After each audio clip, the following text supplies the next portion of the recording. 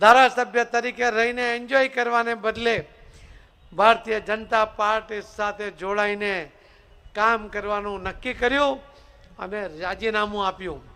તમે જુઓ છો મિત્રો કે કોર્પોરેટરને તમે રાજીનામું આપવાનું કોને તો એટલા બધા પ્રેશર લાવશે કે ના એને રાજીનામું નહીં લેવાય.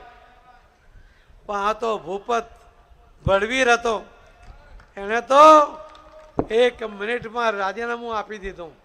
અને આજે જ્યારે એને ફરી ટિકિટ નથી મળી ત્યારે પણ એનાથી જે કંઈ થઈ શકે છે એ ભેસાણના વિસ્તારમાં એ ફરી રહ્યા છે, કામ કરી રહ્યા છે.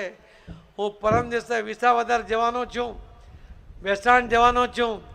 એમનો મને આજે ફોન આવ્યો કે તમે જ્યારે આવો છો ત્યારે મારા ગામમાં આવો છો, મારા ઘરે તમે ચા પીવા આવજો. અને મેં એને કહ્યું કે હું જરૂર તારા ઘરે ચા પીવા આવીશ.